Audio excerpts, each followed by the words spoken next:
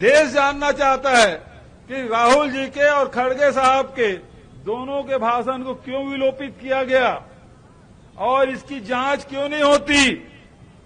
यहां तो स्थिति ये है कि हमारे विनोद तिवारी कहां है, गाड़ी वाला। वो किराए के मकान में रहने वाले के यहां ईडी छापा मार लेता है।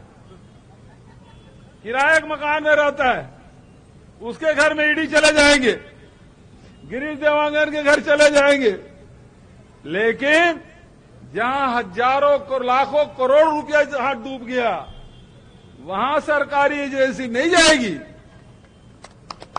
क्यों नहीं जा रही है?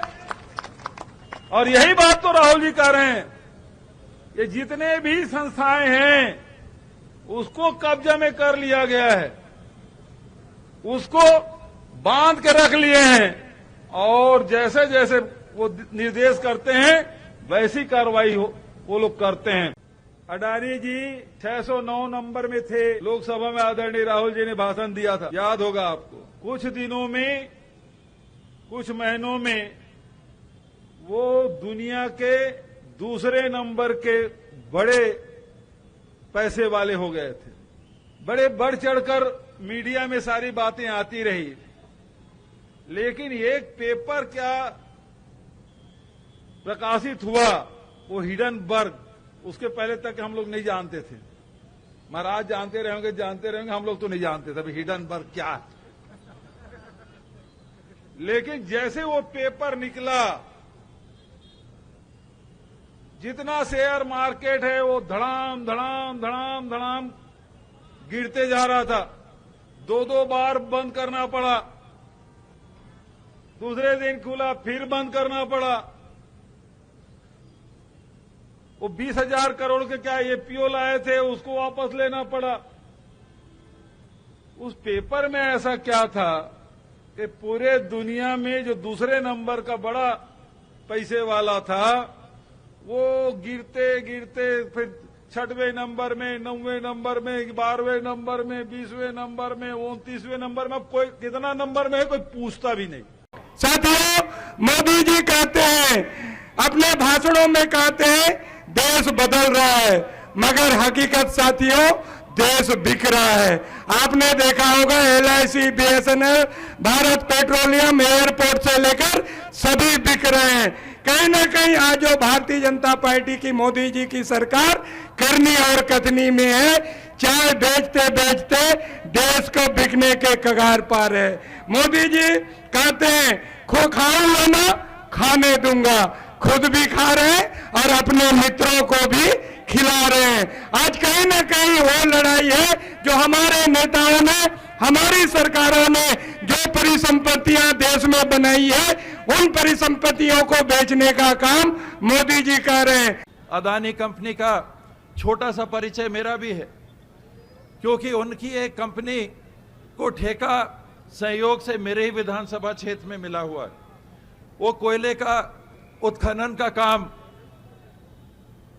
राजस्थान में विद्युत कंपनी को पहुंचाने के लिए कर रहे हैं, तथा कथित रूप से वो कर रहे हैं। क्या हो रहा है अंदर ये और बात है, कभी मौका लगेगा तो उसकी भी चर्चा हो सकती है। लेकिन वहां ये क्या कर रहे हैं, इनके काम करने का तरीका देखिए। पूरा गांव कहता है कि हमारे बिना दस्तखत के ग्राम सभा का प्रस्ताव पारित करवा लिया गया और इस कंपनी को काम करने के लिए और कोयला खदान दे दिए गए। पूरा का पूरा गांव कह रहा है, मेरी विधानसभा का, मेरे को वहां 20 वोट मिलते हैं, उस गांव में मेरे को 20 वोट मिलते हैं। वहां गोंडवाना पार्टी का मामला है, उनको ज्यादा वोट मिलते हैं, छोटा पोलिंग है, तो कोई पार्टी बंदी की बात भी नहीं है। लेकिन पूरा गांव 95% कह रहा है कि जिस ग्राम सभा को कराया गया, उस ग्राम सभा में जिन लोगों के दस्तखत हैं, कम से कम 30 ऐसे लोग हैं जो समय मर चुके थे, फिर भी उनके दस्तखत हैं। इस तरीके से अगर कोई काम करना चाहेगी कंपनी तो देश की तरक्की नहीं कर सकती। 2 दिन का आप नाम कमा सकते हो, वरना पूरे व्यवस्था को और देश के नाम को आप मिट्टी में मिलाने का काम करोगे।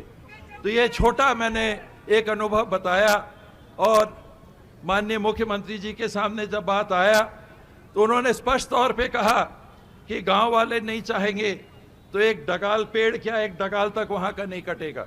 ये अंतर है दृष्टिकोण का, ये अंतर है कांग्रेस पार्टी की सोच का, ये अंतर है काम करने के तरीके का।